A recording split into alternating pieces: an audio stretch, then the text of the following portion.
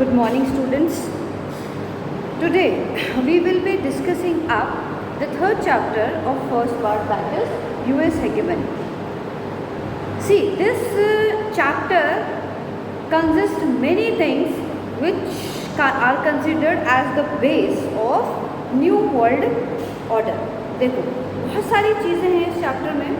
As it is a revision video तो मैं आपको बेसिक चीज़ें बताऊंगी. सबसे पहले तो beginning of the new world order we have seen in previous chapter. We have seen कि नया जो वर्ल्ड ऑर्डर है वो बनने लग गया था. इसके बाद हम देखेंगे कि यूएस हेगेमनी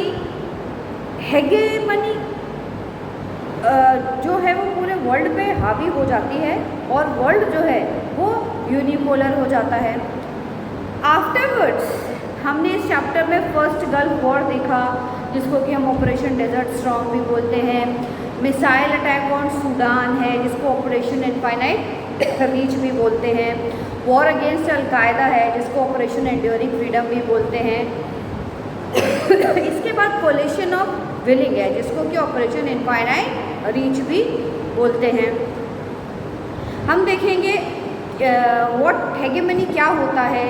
3 एस्पेक्ट्स में डिवाइड है hegemony: soft power, hard power, structural power. इनके बारे में हम देखेंगे. फिर हम देखेंगे कि कंस्ट्रेंट्स क्या है, हेगेमनी के ऊपर कंस्ट्रेंट्स क्या है, किस तरह से we can overcome the हेगेमनी.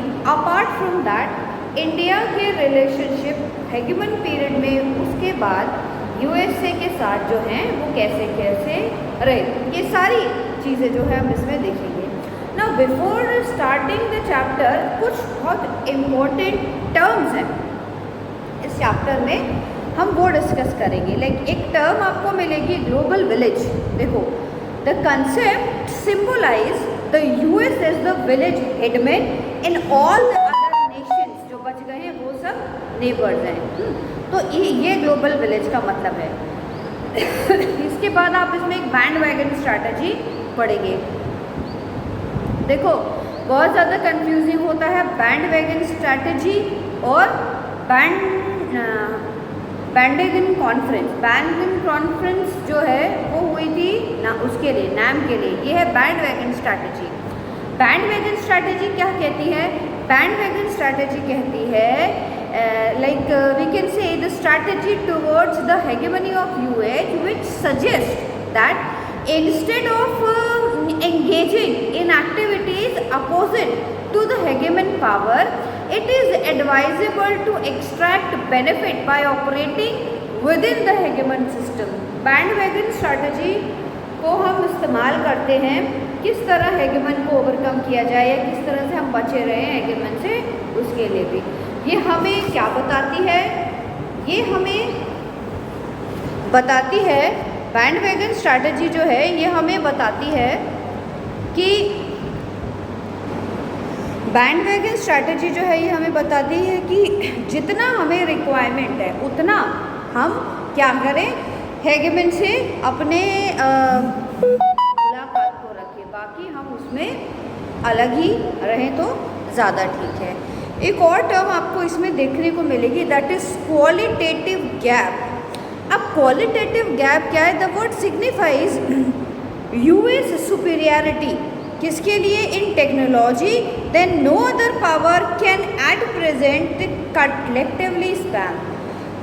Qualitative gap बता रहा है कि यूएसए और हमारी क्वालिटी में कितना अंतर है हर चीज़ में. वो टेक्नोलॉजी की बात कर लें, हम स्टेटस की बात कर लें, किसी भी चीज़ की बात कर लें, हेगेमन की सुप्रीमेसी को प्रूव कर रहा है ये. एक टर्म इसमें सबसे पहले तो अमेरिका क्या है ना, ये जानना भी ज़रूरी है. 1 मार्क्स वाले क्वेश्चन के लिए इम्पॉर्टेंट है. अगर क्वेश्चन आ गया व्हाट इज़ अमेरिका तो आप क्या आंसर करोगे? अगर क्वेश्चन आ जाता है व्हाट इज़ अमेरिका तो हम आंसर करेंगे the word America denotes the US hegemony after the disintegration of USSR. America जो है, America overcome of 2 continent, South America and North America. In a very common way America refers to United States of America. ये हमारी definition होगी. तो अच्छा, इसके बाद एक और आपको टर्म यहाँ पढ़ने को मिलेगी, वो मिलेगी यूनिपोलर सिस्टम। यूनिपोलर सिस्टम एक इंटरनेशनल सिस्टम है, वो इंटरनेशनल सिस्टम है इन मतलब the time where world is being dominated by one super power, that is the hyper power of the world. वो जो है वो हेगेमन कहलाता है। एक और चीज़ मिलेगी जब हम एनसीईआरटी पढ़ेंगे आप लोग कि ग्वांटामो बे।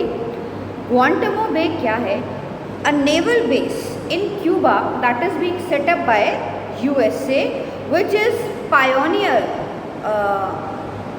USA is pioneer to make that base. दूसरा किसके लिए बना था? Where the prisoners are forbidden of the protection of international law और law of their own country, that of US. US का नेवल बेस है, ये एक ऐसी जगह है जहाँ पर किसी भी तरह का इंटरनेशनल लॉ जो बने हुए हैं प्रिजनर्स के लिए, ऐसा कुछ बना हुआ है, उनके अकॉर्डिंग वहाँ काम नहीं होता है। वहाँ पर सिर्फ आज भी वहाँ सिर्फ यूएस की जो हेगेमनी है वही चलती है, जैसे वो ट्रीट करना चाहें वैसे करेंगे। बहुत सारे क्वेश्चंस हैं इसमें, जैसे हेगेमनी क्या है ना? Hegemony is a state of affair which specifies an international system which one of the centre of power. Global public goods मिलेगा आपको। क्या होते हैं global public goods? Goods that can be consumed by people without reducing the amount of available goods and other for others, that is known as global goods। कौन कौन से? Fresh air है, water है, सी लेन्स है ना, ये जो हैं ये इसमें आते हैं। बहुत एक नंबर के क्वेश्चन में बहुत पूछा जाता है, mention the constraints on US hegemony. तो एक तो NATO institutional structure of USA है ना, हम फटाक से ये दो आंसर दे देंगे। तो ऐसी बहुत सारी चीज़ें हैं जो इस चैप्टर को व्यू करते हुए इम्पॉर्टेंट है। तो सबसे पहले हम डिस्कस करेंगे that why and when US hegemony begins. क्यों, कहाँ, कैसे शुरू हुई यूएस हेगेमनी? देखो, यूएस हेगेमनी बिगिंस इन 1991 का किसके साथ? With the collapse of Soviet system. 1991 में जब यूएसएसआर का डिसइंटीग्रेशन हो गया, तब से उससे पहले वर्ल्ड में दो पावर थी, बाइपोलर हम वर्ल्ड बोलते थे। उसके बाद क्या हुआ? सिंगल पोल रह गया, जिसको कि हम क्या बोलने लगे? हम सिंगल पोल रह गया, इसीलिए हम यूनिपोलैरिटी उसको बोलने लगे। Now the collapse of Soviet union left the world with single power, that is United States of America. The US hegemony was established to show the world the supremacy of the military power of USA. In absolute areas, the US today has military capabilities that can reach any point of the planet accurately. US ने अपनी supremacy prove करने के लिए सबसे पहले military powers को इस्तेमाल करना शुरू किया था। US hegemony also emerge in the world to shape the world economy. अब इकोनॉमिकली भी, क्योंकि भाई एक ही सुपर पावर बच गया तो वही है, वर्ल्ड इकोनॉमी को होल्ड करना शुरू कर दिया। डीलिंग सारी किसमें होती थी? डीलिंग सारी होती थी आपकी इसमें डॉलर्स में। तो डॉलर किसकी करेंसी है?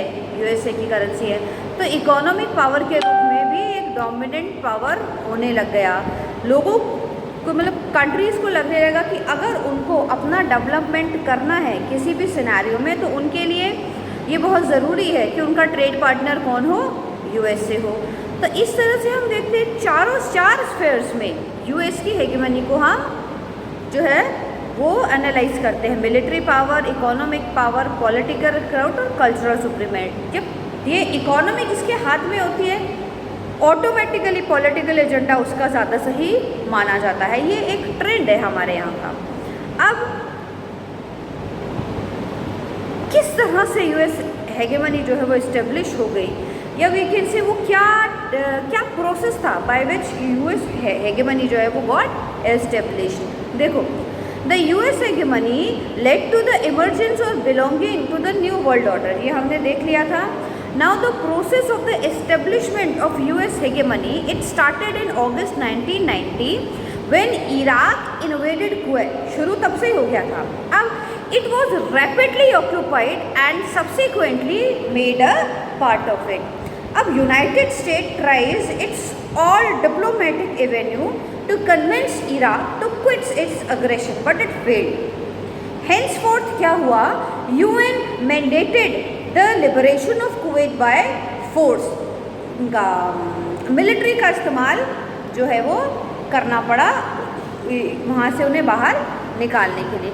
Therefore a massive collection force जो है वो बनी, जिसमें 35 कंट्रीज़ का रिप्रेजेंटेटिव था। उन्होंने उसको वहाँ से भगाया और ये एक बहुत बड़ा ऑपरेशन हुआ था जिसको कि ऑपरेशन डेजर्ट स्टॉर्म के नाम से जाना जाता है।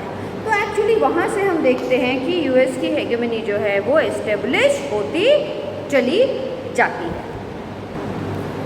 तो let us now discuss about the main 3 phases of hegemony, और हम एग्जाम्पल्स भी हमारे चैप्टर में से लेंगे। देखो 3 काइंड्स ऑफ हेगेमनी हमने क्या बताई? Hegemony as a hard power, hegemony as a structural power, hegemony as a soft power. So let us start off with hegemony as a hard power and we will start example from our book only. हमने हमारे book में initially first page पर इसमें है that Jeenia was a budding artist living in Kenya and was planning to join dance academy to give proficiency to her art, but she lost her right leg in 2003 missile attack by USA। ये देखा हमने। अब लेकिन missile attack होने के बाद भी what we saw कि उसने अपना जो करेज है वो नहीं छोड़ा। With the help of artificial leg provided by the foreign आर्मीज when they leave the country. अब वो यूएस आर्मीज जब उनकी कंट्री छोड़ के जा रहे थे तो उसको वो लेग जो है आर्टिफिशियल लेग देकर गए और उससे उसने अपने सपने पूरे किए। सेकेंड हेगेमन एग्जाम्पल्स में दिया हुआ है हेगेमनी एज अ स्ट्रक्चरल पावर। अब hegemony as a structural power में क्या बता रहे हैं? मोजुम्बू का एग्जाम्पल लिया है। Mozumbu is very good in his studies at the secondary level in the countryside of Iraq and is planning to study humanity to become an administrative officer, but his parents want him to study computer in order to become a software engineer. Nowadays computer science and information technology have a flair for good job opportunities। क्यों सोच रहे हैं उसके parents ऐसा? उसके parents ऐसा सोच रहे हैं क्योंकि उस वक्त कंप्यूटर्स करके आप बहुत जल्दी यूएस में जो है वो एम्प्लॉय हो जाते हो। तो उनको अब इतना इम्पोर्टेंट लोगों के मन में इतनी इम्पोर्टेंस है यूएसए की कि अगर कंप्यूटर कर लिया तो कहीं ना कहीं यूएसए में नौकरी मिल जाएगी। तो हमें पढ़ ही इसलिए रहे, पेरेंट्स चाह रहे अपने बच्चों को पढ़ाना ही इसीलिए चाह रहे थे कि कैसे भी करके जो बच्चे हैं वो कैसे भी करके क्या हो, बच्चे कैसे भी करके यूएसए में भाई सेटल हो जाए। इसीलिए तो ये क्या है? ये स्ट्रक्चरल पावर का एग्जाम्पल है। अब hegemony as a soft power का एग्जाम्पल हम देखते हैं। देखो Nilendo is a young and energetic man of New Zealand. Her parents उसके जो पेरेंट्स हैं वो इमिग्रेंट्स हैं रशिया से। तो कहीं ना कहीं वो रशियन डोमिनेंस लेना चाहते हैं। वो चाहते हैं जब चर्च जाए तो वो ट्रेडिशनल कपड़े पहन के जाए, लेकिन वो क्या है वो आर्ग्यू करते वो जीन पहन के जाता है जो उसके पापा को पसंद नहीं है, क्योंकि जीन किसका मैन्युफैक्चरर है? यूएसए का। और उनको लगता है कि बेसिकली हम रशिया के इमिग्रेंट हैं, रशिया ख़त्म हुआ यूएसए की वजह से। तो वो जस्टिफाई करता है, नीलेंडो जस्टिफाई करता है कि black signifies protest from freedom and blue signifies freedom with cool and calm outlook. So that is why here this example proves that hegemony as a software is undertaking the entire world। पूरे world पर अपना कब्जा US हेगेमनी ने इस तरह से कर लिया है। तो ये तो थे एग्जाम्पल्स हमारे उसमें से। अब हम ये समझते हैं कि एक्चुअली हेगेमनी और इसके जो 3 फेजेस हैं वो क्या बात कर रहे हैं। देखो the international system dominated by a sole super power और hyper power we can say. ये क्या कहलाता है? ये तो कहलाता है यूनिपोलर सिस्टम एंड दिस में भी दिस में be misapplication of the concept of pole, ये भी हम बोल सकते हैं। आगे जब हम चलते हैं तो देखते हैं it is appropriate to describe an international system which has only one center of power by the term hegemony and it can be understood in three different ways। सबसे पहले हम लेते हैं hegemony as a hard power। तो देखो hegemony as a hard power में सबसे पहला है hegemony as a hard power refers to the relations, to the patterns and balance of military capabilities between different states। दूसरा देखिए US is a hard power hegemony due to its large military power and capabilities and superiority in absolute as well as relative terms and a technical superiority that has no power can reach. Technology की आप बात कर लो, आप arms की बात कर लो, आप जो इनका बॉन्डिंग है आपस में उसकी बात कर लो, हर जगह पर टेक्नोलॉजी में हार्ड पावर में यूएस ही हमें आगे मिलता है। Imperial powers through history have used military forces to conquer, deter, punish and police.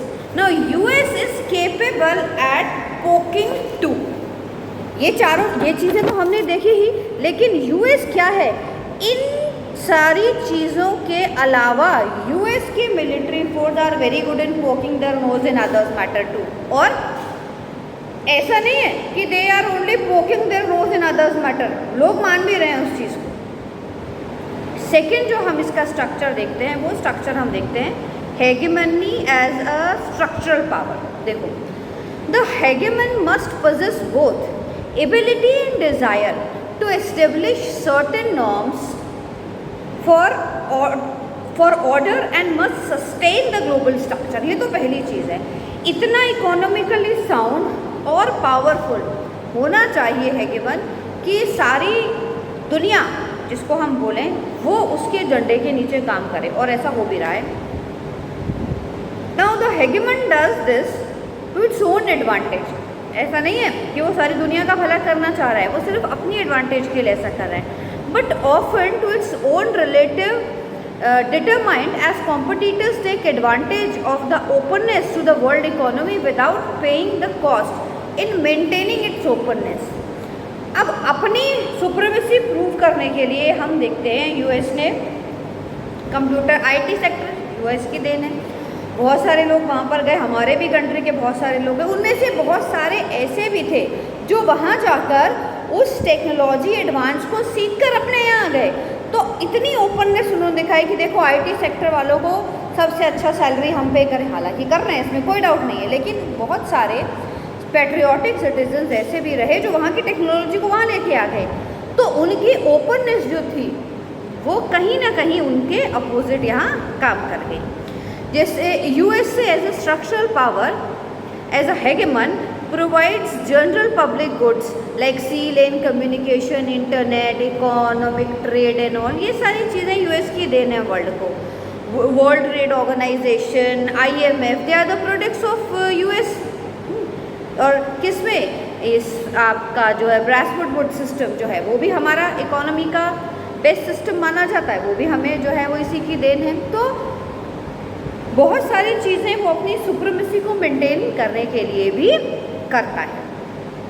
आगे हम देखें hegemony as a soft power. Soft power में सारे कल्चरल जो चीज़ें हैं वो आती हैं।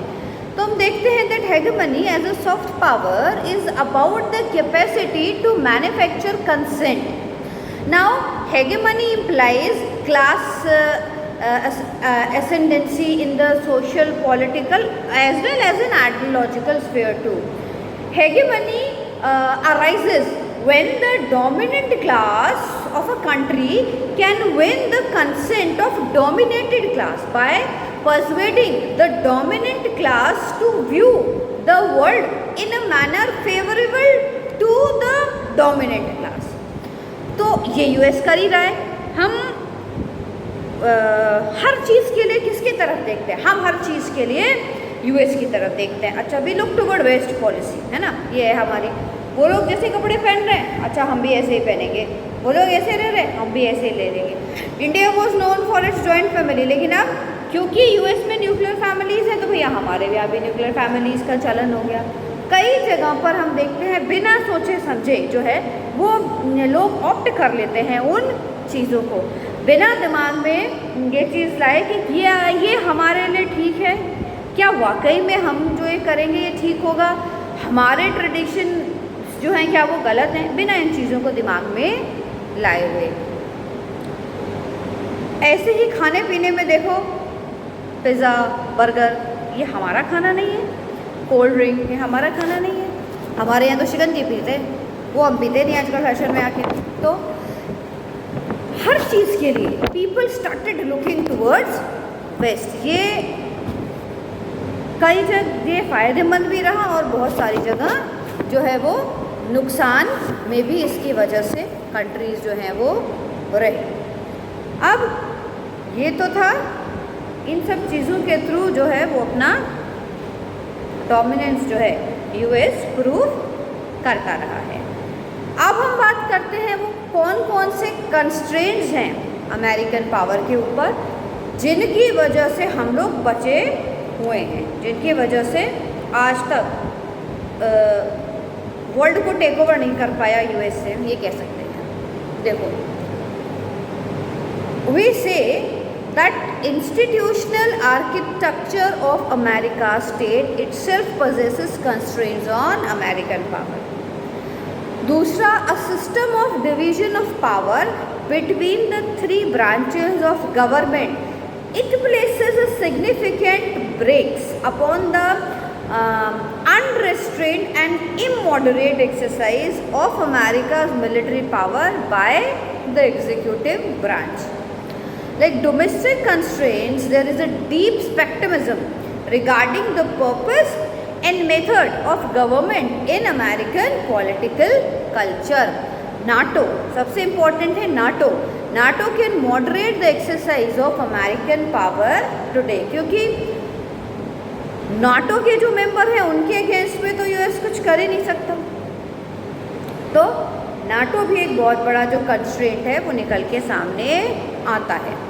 अब हेगेमनी बन गई, सब कुछ हो गया, कैसे how we can say that hegemony भी ओवरकम, क्या हम बाहर आ सकते हैं या हमेशा वर्ल्ड इसी में रहेगा? तो हम देखते हैं कि समय के साथ चीज़ें बहुत चेंज हो गई हैं। अभी जो वर्ल्ड है वो क्या हो गया है, मल्टीपोलर हो गया है। अब मल्टीपोलर वर्ल्ड में यूएस की हेगेमनी का इतना वो नहीं रहा है जितना कि पहले था। सी हाइड स्ट्रैटेजी, बैंडवैगन स्ट्रैटेजी जो है, ये दो स्ट्रैटेजीज़ हैं जिनकी हेल्प से हेगेमनी कैन बी ओवरकम। अब ये क्या है देखो, hide strategy implies staying as far removed from the dominant power as possible। भाई जितनी दूर रहो उसकी नज़र में ना हो उतना ठीक है, but it works only for smaller states as it gets difficulty for bigger states to hide for long. अब बहुत बड़े कंट्रीज जो है, जो बड़े काम कर रहे हैं वो तो नहीं छुप के रह सकते, हाँ छोटे मोटे स्टेट्स हैं वो छुप के रह सकते हैं हेगेमन से। अब resistance to US hegemony can come from the non state actors, जैसे कौन है वो, एनजीओज, वो उसके अपोज में खड़े हो सकते हैं। लाइक सोशल मूवमेंट्स हैं, public opinion, media, intellectuals, artist, writers etcetera. They are economic and cultural realm, है ना realms of keeping yourself away from hegemony. इसके बाद हम देखते हैं history teaches us about hegemony that although at its height hegemony seemed formidable, it does not last forever. 50 years is an average period of hegemony, so we can say कि like colonialism ख़त्म हो गया, ऐसे US हेगेमनी का भी हम कहते हैं लास्ट स्टेज जो है ये चल रही है। क्योंकि आप आईटी पावर को ही देखें, आज की तारीख में इंडियन जो हैं उन्होंने इतना होल्ड कर लिया है यूएस इकोनॉमी के ऊपर वहाँ कि अगर वो चाहें तो आज यूएस का तख्ता पलट कर सकते हैं। तो अब इसकी वजह से क्या होगा, यूएस ऐसे स्टेप्स नहीं लेगा जो किसके अगेंस्ट में हो, जो इंडिया के अगेंस्ट में हो। अब धीरे धीरे ऐसा, ये तो हम सिर्फ हमारी कंट्री के बारे में बात कर रहे हैं, ऐसी और बहुत सारी कंट्रीज़ हैं ना। तो अब इसकी वजह से क्या होता है, धीरे धीरे करके जो डोमिनेंस है वो कम होता जा रहा है, सेंटर के और सोर्स निकल के आ रहे हैं, इधर सार्क आ रहा है, एशियन आ गया है, हमारा ईयू आ गया है। हालांकि ईयू भी थोड़ा कमज़ोर पड़ रहा है, लेकिन एनी हाउ यूएस के टक्कर में तो खड़ा ही है ना। यूएस की इकोनॉमी को सबसे बड़ा चैलेंज जो है वो यूरो दे रहा है। तो वी कैन से कि अलग अलग सेंटर के सोर्सेज जो निकल कर आ रहे हैं, उसकी वजह से जो हेगेमनी है यूएस की, वो अब कंट्रोलेबल पोजीशन में है, जो कि initially in the beginning of 90s के पूरे एरा में वो नहीं थी कंट्रोल में। Now let us examine India's relationship with US. हमारे रिलेशनशिप जो हैं वो यूएसए के साथ कैसे रहे। देखो, if we talk about cold war era period, India was on the opposite side of the divide from the US. ऐसा क्यों था? ऐसा इसलिए था कि India was having close relationship with USSR. अब ऐसा नहीं था कि वी आर अगेंस्ट यूएस, लेकिन यूएस को ऐसा लगता था कि भाई ये लोग जो हैं ये मेरे साथ नहीं हैं, ये यूएसएसआर के साथ है। अब इसलिए हम थोड़ा सा खिंचाव जो है वो रहा। एक और पार्ट हुआ कि हमारा पड़ोसी पाकिस्तान नाटो का जो है वो मेंबर बन गया, तो उस वजह से भी कहीं ना कहीं यूएसए के साथ हमारे रिलेशनशिप जो हैं वो अच्छे नहीं हो पाए। लेकिन within Indian the debate seems to be around 3 possible strategies. पूरी की हम जब बात करेंगे तो 3 स्ट्रैटेजी की हम बात करते थे। पहला क्या रहता था कि India should maintain its aloofness from Washington and should focus on increasing its own comprehensive national power. Initially when we got independent at that time the politic critics of India वो ये मानते थे कि अब जितना अलग हम रहेंगे वॉशिंगटन से, उतना हमारे लिए चीज़ें फ़ायदे में रहेंगी, हम अपनी इंडिविजुअल आइडेंटिटी को ज़्यादा अच्छे से मैनेज कर पाएंगे। सेकेंड ओपिनियन जो था व्यू वो ये था that India should take advantage of US hegemony and the mutual understanding to establish the best possible option for itself. दूसरे तरफ के लोगों का ये कहना हुआ करता था कि इंडिया को क्या करना चाहिए, यूएस से ज़्यादा नज़दीकियाँ जो हैं वो स्थापित करनी चाहिए, बिकॉज इफ़ अगर हम उनसे ज़्यादा दूर रहेंगे तो हमारे लिए ओवरऑल डेवलपमेंट करना मुश्किल होगा। तीसरा ओपिनियन था वो कहता था India should take the lead in establishing a coalition of countries from developing world. तीसरा लोग नाम वाले फिलॉसफी पे जो है वो काम कर रहे थे। तीसरी फिलॉसफी वाले लोग, उनका ये कहना था कि इंडिया को क्या करना चाहिए, इंडिया को डेवलपिंग वर्ल्ड के साथ मिलके ही अपने जो है व्यू ग्रुप ऑफ कंट्रीज़ को क्रिएट करना चाहिए। अगर हम ओवरऑल एनालाइज करें इंडो यूएस रिलेशन तो हम देखेंगे initially in the beginning we were not having very good relationship with USA, but gradually with course of time और एक्चुअली क्लिंटन जब प्रेसिडेंट बने उसके बाद से तो हमारे जो रिलेशनशिप है वो सुधरते ही चले गए यूएस के साथ साथ। इसका एक बहुत बड़ा रीजन ये था कि इंडिया का ब्रेन ड्रेन बहुत हुआ यूएसए में। आज इंडियंस जो हैं वो टॉप मोस्ट पोजीशंस पे हैं यहाँ की। एक्चुअली यूएस की इकोनॉमी को ग्रो करने में बहुत बड़ा कॉन्ट्रीब्यूशन जो है वो इंडियंस का रहा, ये भी एक रीज़न रहा। धीरे धीरे फिर यूएसएसआर का डिसइंटीग्रेशन हो गया, तो वो जो था लगता था यूएसए को कि we are much closer to USSR, तो इसीलिए वो हमसे जो है दूरी बनाए रखे, वो रीज़न भी है जो ख़त्म हो गया। तो आफ्टरवर्ड्स हमारे जो रिलेशनशिप है वो बढ़ते चले गए। So for that Clinton years के दौरान हमारा सहयोग बहुत ज़्यादा बढ़ा। अब हम क्लिंटन ईयर्स की बात करें तो after Bush era the Clinton years has begin. Democratic party के, वहाँ की डेमोक्रेटिक पार्टी के लीडर थे क्लिंटन और 8 साल तक जो है वो प्रेसिडेंट रहे।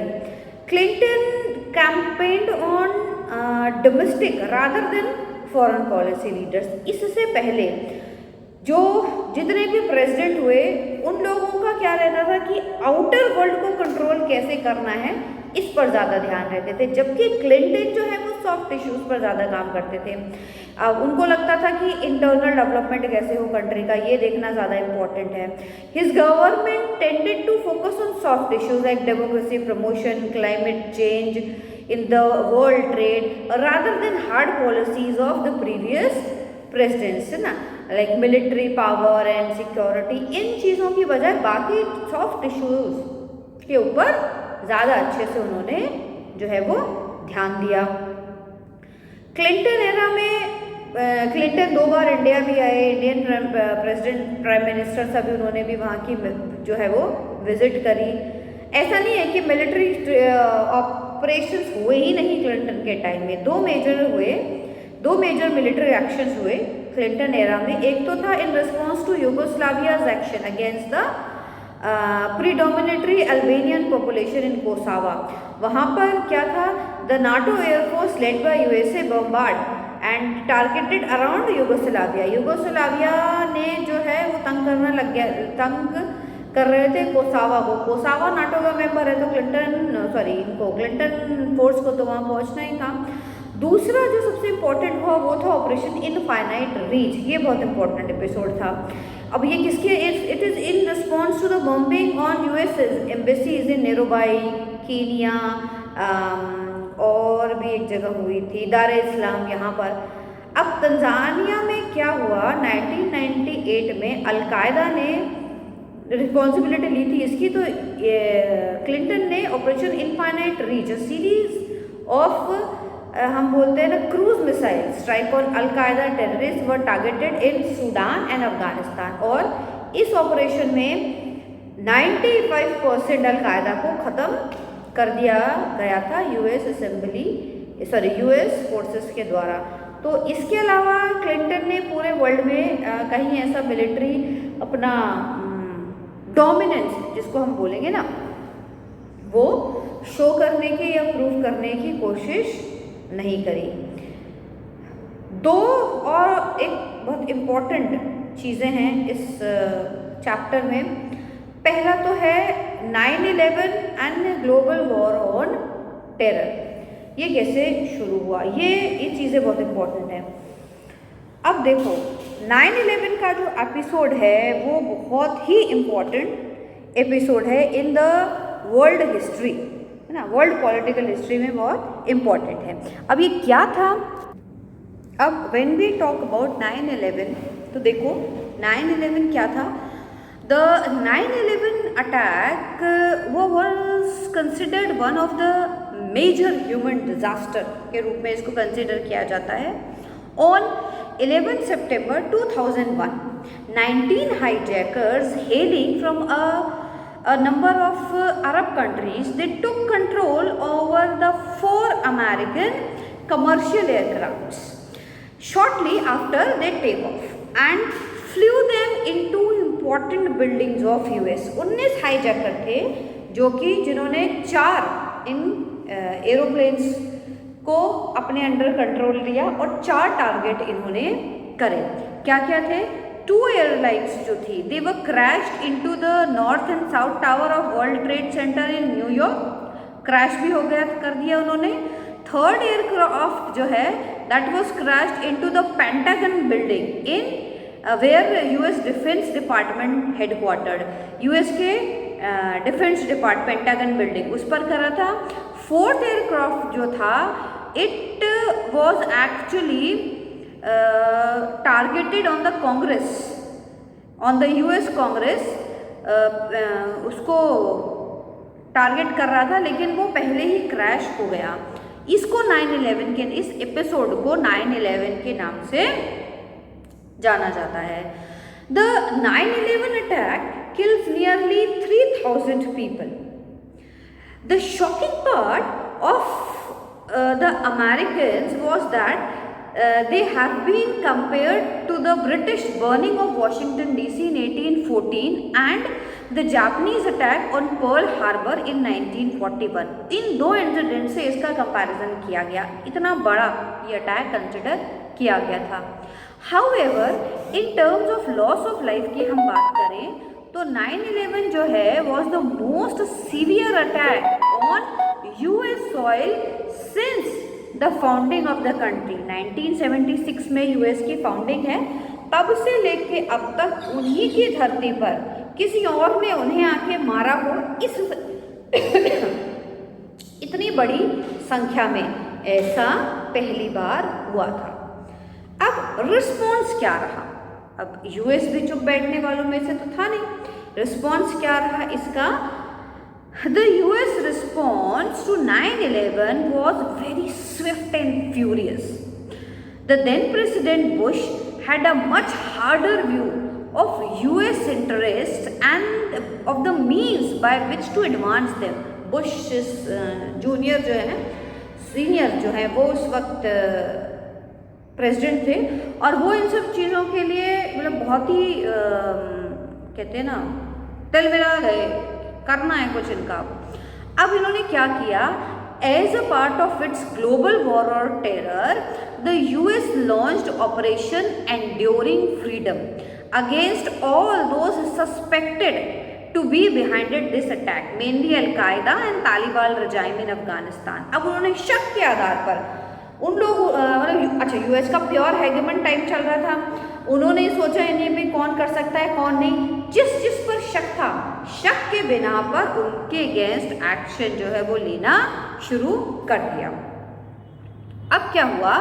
The US forces made arrest all over the world, किसी को नहीं छोड़ा उन्होंने, all over the world, often without even the knowledge of the government of that particular country. People were being arrested वहाँ पर and transported and these persons were transported across the countries and detained them in secret places. ऐसा नहीं है उनकी government को बिना बताए उनको वहाँ से लेके गए और उन्हें ऐसी जगह पर डिटेन किया जहाँ पर उनकी गवर्नमेंट पहुँच ही नहीं सकती. तो एक तरह से बहुत सीवियर एक्शन जो है वो लिया गया. Apart from this, some of the prisoners were kept at Guantanamo Bay, US naval base in Cuba, where prisoners did not enjoy the protection of international laws also. वहाँ भी हुआ. इसके बाद ये था ऑपरेशन 9/11 और ग्लोबल वॉर ऑन टेरर. एक और बहुत इम्पॉर्टेंट ऑपरेशन था ऑपरेशन इराकी फ्रीडम. कैसे था, क्या था और उसके आउटकम क्या हुए, इन सब चीज़ों के बारे में हम पढ़ेंगे. देखो, operation Iraqi freedom was the code name given by the US when it launched the invasion on Iraq on 19 March 2003. More than 40 countries joined in the US-led coalition of the willing after UN refused to give its mandate to the invasion. सबसे बड़ी बात इसमें क्या है, UN ने अपनी मंजूरी नहीं दी थी इस ऑपरेशन के लिए, लेकिन अपार्ट फ्रॉम दैट US के कहने पर 40 कंट्रीज जो हैं वो आके इसके लिए मिल गई थी. अब एम्स एंड ऑब्जेक्टिव्स क्या थे इसके? The critical purpose of the invasion was to prevent Iraq from developing weapons of mass destruction. इस शक के आधार पर कि वो शायद ये जो हैं WMD बना रहे हैं. But this was no eye wash because on evidence of WMD had been unearthed in Iraq. So it is being speculated all over the world that the invasion was motivated by other objectives such as controlling Iran over oil fields या conquering their regimes, है ना. सभी को ये समझ में आ रहा था कि वही वेपन्स ऑफ मास डिस्ट्रक्शन तो सभी बना रहे हैं, तो इसके लिए खाली इराक के अगेंस्ट में क्यों एक्शन लिया जा रहा है, बाकी कंट्रीज़ के उसमें एक्शन क्यों नहीं लिया जा रहा है. सबको पता था ऑयल जो रिफाइनरीज हैं उनको अपने कंट्रोल में लेने के लिए यूएस जो है ये सारी चीज़ें कर रहा है. तो अब आउटकम क्या क्या हुए इसके, देखो. एक तो ये जो ऑपरेशन है यही जो है गलत बना था। इसके अगेंस्ट में बहुत लोग थे। अब आउटकम की जब हम बात करते हैं इसकी, तो हम देखते हैं actually they were very complex and contradictory too. Although the government of Saddam Hussein चली गई, it fell swiftly, the US has not begin and not been able to pacify Iraq. Saddam Hussein को ख़त्म करने के बावजूद Iraq पर कब्जा नहीं कर पाया। A full-fledged insurgency against US occupation was ignited in Iraq. पूरी इराक की जो पब्लिक है वो खोल के ओपनली इसके यूएसए के अगेंस्ट में आ गई। Iraqi casualties were much higher than US से ज़्यादा जो लोग हैं वो कॉमन पब्लिक इराक की मारी गई। 3000 से ज़्यादा मिलिट्री पर्सन है यूएस के जो मारे गए थे, और उससे ज़्यादा कॉमन पब्लिक जो हैं लगभग 50,000 आम नागरिक इराक के मारे गए थे इस इन्वेजन में। So on the whole it is now widely recognised that US invasion of Iraq was in some crucial respect was a military as well as a political failure. इसमें खुद यूएस ने खुद अपनी जो साख है उसको ख़त्म कर दिया था। So this was all about chapter 3। Thank you very much.